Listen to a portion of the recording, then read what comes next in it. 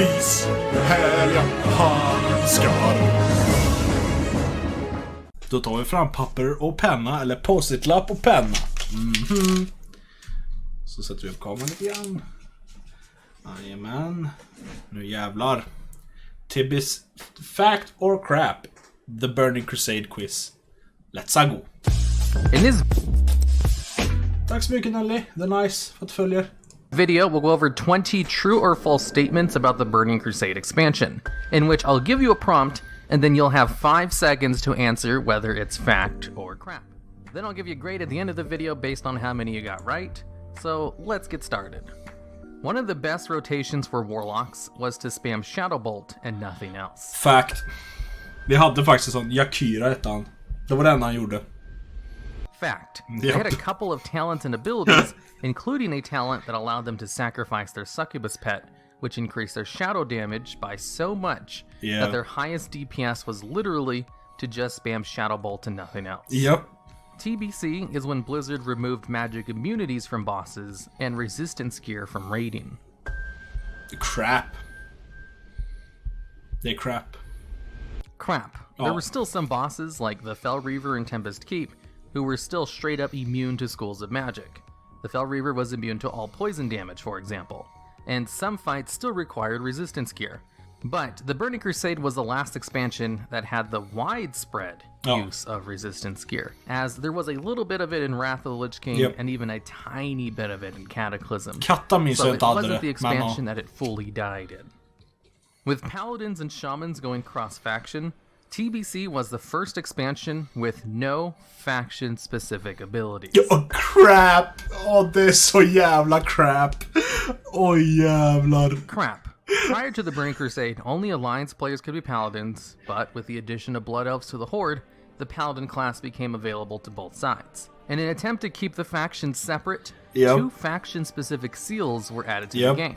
Alliance Paladins got Seal of Vengeance, and Horde Paladins got Seal of Blood. Seal of Blood! Oddly enough, the 2 seals had completely different game mechanics. They didn't just have different names for the same ability. Also, all of the priest races had their own specific spell unique to them. And shamans still have faction-specific abilities today, with heroism and bloodlust. The BM Hunter rotation was so simple, it could be macro to 1 button. Jag tror det är fact faktiskt. Jag har hört någonting om det. Jag tror på fact. Fact. The BM Hunter rotation was basically just weaving in steady shot with auto shot. And using kill command off cooldown, which wasn't on the global cooldown. And making sure their pet was attacking the same target. All of this could be done on 1 macro at the time, and I'll have that macro on screen if you want to know what it looked like. Alliance players organized a widespread boycott of Alteric Valley because they kept losing to the Horde. Japp, det gjorde de. Jag tror det, jag har fan för mig det alltså. Fact. Alliance players on a whole organized a boycott of the Battleground in order to bring attention to Blizzard a major flaw of the Battleground that was introduced with the reinforcements mechanic being added to that Battleground during this expansion. With reinforcements, the Horde could just turtle at Iceblood Graveyard and win every time with almost no chance of the Alliance being able to break through. So to solve this problem, Blizzard moved the Horde starting point further back in the map, which made it a lot more difficult for Horde. Wow! Jag visste inte att den var så helvetes nära. Hur fan tänkte de? Den gamla alltså. Holy shit! Oh my god! Det är inte konstigt att folk varit pissed. Liksom, vi kan dra en linje här. Där. Och där. Alltså, det är ju... Det var ju mitten, players to pull off the turtle method. And thanks to all of the other Alliance advantages, kind of balance out the Battleground and fix the problem.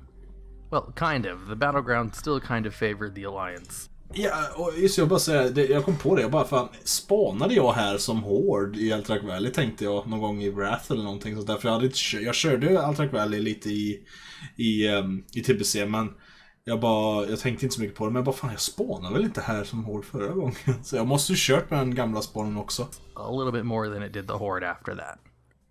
At launch, some gear from Karazhan, the first raid of the expansion, was worse than heroic dungeon gear. Ja, tyvärr, och det är synd för jag älskar Karra. Fact. Some pieces of gear from the first raid of the expansion, Karazhan, were actually worse than some pieces of gear from heroic dungeons. So Blizzard put in a buff to the gear later on in the expansion so that it would actually be better, and give people a reason to run Karazhan over heroic dungeons. Before the Burning Crusade, gear didn't have any gem slots in them. Fact. Därför att TBC så la de in jewel crafting. Fact. Jewel crafting was added with the Burning Crusade. Yep. So gear with gem slots in them wouldn't have existed before Best, en av de bästa professions. Guild banks were added to the game with the Burning Crusade. Yeah, fact. Fact. Ja. Before TBC, players would just trade everything with each Ja, other. för att and jag sometimes minns... they would even have an alt whose sole purpose was to store stuff. Alltså, jag minns knappt en tid då... Description. Vi gör så här så jag inte läser. Jag vill bara säga att jag minns inte en tid utan guildbanks. Och det är ju för att jag snabbt kom på att, ja just det, jag körde ju för fan när... Alltså jag började ju spela spelet när guildbanks fanns liksom. Would even have an alt whose sole purpose was to store stuff for the guild. Inscription, and by extension glyphs, were added to the game. Nej, false. Crap.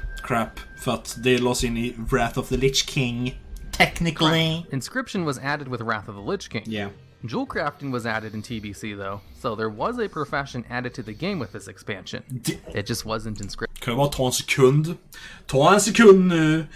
Och andas ut och in. På hur bra det här glyfsystemet var. Kan vi få tillbaks det här glyfsystemet? Please! Glyf spelade så jävla stor roll bortsett från cosmetic ändringar. Det här var awesome! Description. Kel'Thas was unkillable when first available because of a massive amount of bugs and overtuning. Ja, det var han. Jag gick aldrig in här, jag blev one-tapped för fan. There was tons of them, but some of the bugs are kind of interesting, as one of the bugs was solved by another bug. During the intermission phase, all of the ads that died will come back to life. But while they were dead, they were still gathering aggro, which meant they would make a beeline for the healers as soon as they rezzed and kill them. And because of this bug, it was impossible to kill Kel'Thas. Until one of the tanks found out that the legendary staff, which drops during the fight, generated a tiny amount of threat whenever it was used, and the staff didn't have a cooldown or even a global cooldown, so they could spam use the ability in a macro like 20 times per press in order to get aggro on all the dead mobs, which allowed them to counteract this bug with another bug. But they still couldn't kill the fight because of a whole bunch of other things wrong with the fight that weren't. Alltså, det är så lite det är bra att de blir bättre på att göra fights nu för tiden i WoW alltså, för det här såna här saker jag skulle ju inte slip through nu för tiden. Jag tror inte det finns såna här markanta bugs längre i WoW, det tror inte jag i alla fall. Fixed until an unannounced hot fix later on in the future. The barbershop, which allows you to change your hairstyle, was added with the Burning Crusade. Nej. Det var ju Wrath of the Lich King. Yes. Crap. The barbershop was added in Wrath of the Lich King, so you couldn't actually change your character's hair for the first two expansions. And then later on, the barbershop got an upgrade to allow you to change other things about your character. Yep. The average hardcore raider needed about 10 different consumables for each raid night, as opposed to the 4 we use today. Flask, food buff, potions, and runes. Vänta lite här nu. Jaha, okej. Japp, det här är fact. Fast man behövde nog till och med fler än 10, men ja, det här är fact. Fact. Yeah. Flasks and elixirs could be used at the same time. But not only that, you could also have multiple elixirs up at the same time. Runes är... Jaså? Gör de? Okej. Okej. Along with your flask, food buffs, and a few other random buffs. The normal raid buffs needed for BFA is a flask, food buff, an augment rune, and potions. An average raid of about 3 hours or so would require about 3 flasks and a 20 stack of food, potions, and runes. Now, on screen, I'll have a list of the average raid buffs a caster had to bring with them to raid. You could stack certain food buffs. There were a couple of random buffs out in the world that gave you raid DPS increases, plus all of the elixirs and flasks you had to bring. If you were a hardcore raider, you had to go out and farm all of these things for every raid night. Som tur var jag ingen hardcore raider, så jag slapp göra sån här skit. Jag tror det enda kravet vi hade var basically du måste ha full enchant, du måste ha enchantat ditt gear, du måste ha gems. Och så va. Det var typ det. Och så kanske någon elixir, men det var inget måste. Illidan was the final boss of the final raid of Black Temple, and that's why we have a Black Temple time walking. Vänta lite. Illidan was the final boss of the final raid of Black Temple. And that's why we have a Black Temple time walking. Alltså false. Alltså han var ju sist. Jag uppfattar den här frågan som att han försöker baita och säga att det här var sista raiden för TBC. Så jag fattar inte riktigt frågan här faktiskt.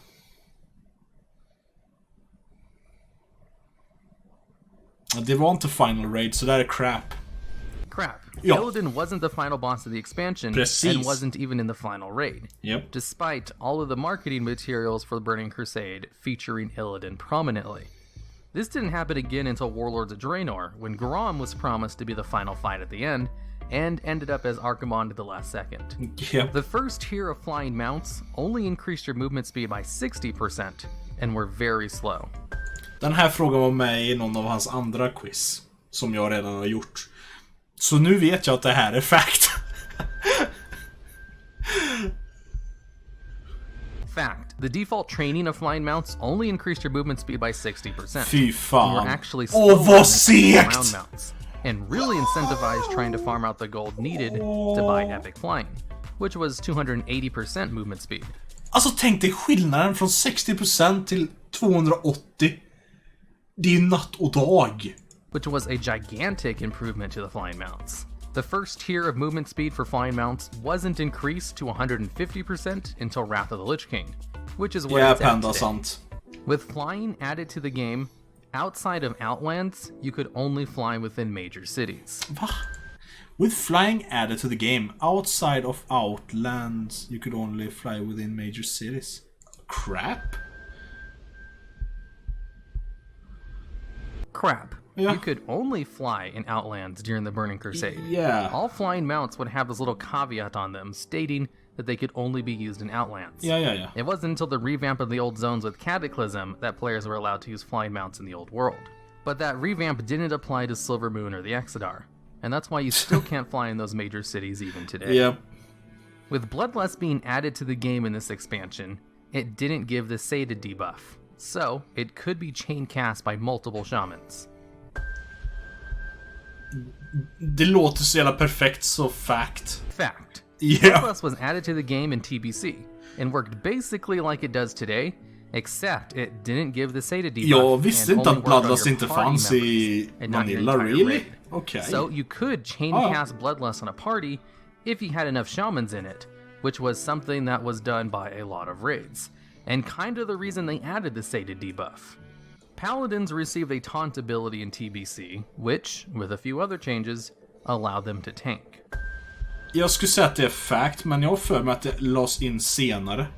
Fact. Paladins didn't receive a taunt ability until the Burning Crusade, which, with a few other changes, like getting a few buffs to their damage reduction, allowed them to actually tank stuff, whereas previously only warriors were viable tanks. With the addition of vehicle combat, the battleground Strands of the Ancients was added to the game. With the addition of vehicle combat, the BG's transformation was added to the game and remained in the game until it was removed in BFA. Det här är crap ju. Det här är crap. Crap. Yeah. Strands of the Ancients wasn't added to the game until Wrath of the Lich King. Ja, precis. And also, vehicle combat wasn't added to the game until Wrath. Yeah. But there was little nuggets of Blizzard experimenting with types of Eller vehicle hur? combat Motlik-BG, ja, some of the precis. quests you did in Outlands. The Burning Crusade had more dungeons added to the game than any other expansion. Fact.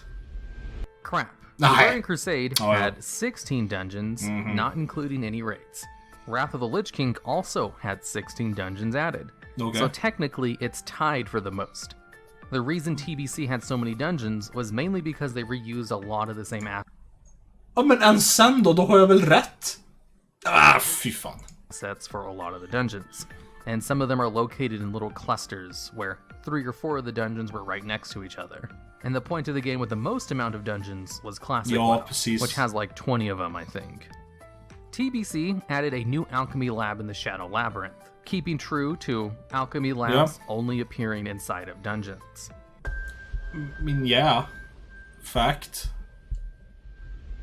Crap. The Burning Crusade was the first expansion to have an alchemy lab in a major city, as they added one to Shattrath.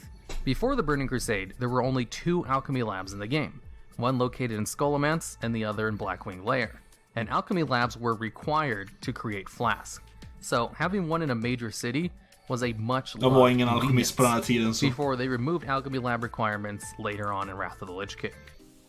Alright, and that's the end of the quiz. I'll have a grading scale on screen to see how well you did. If you got at least 14 right, you pass. Det här kan vara huge! 1, 2, 3, 4, 5, 6, 7, 8, 9, 10, 11, 12, 13, 14, 15, 16, 17, 18!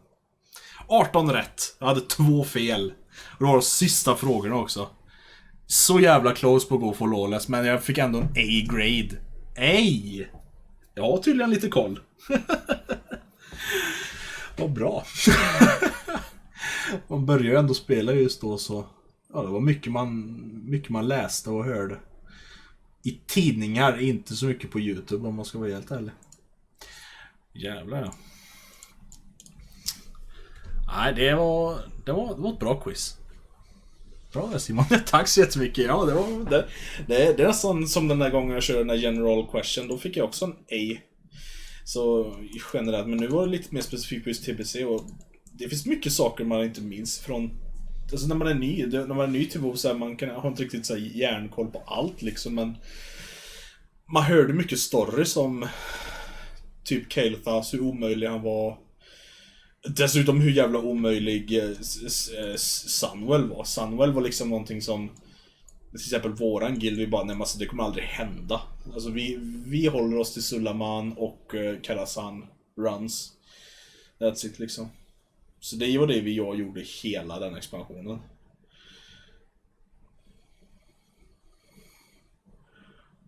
Omöjlig. Ja, Catherine dog innan han i Vanilla. Alltså, ja.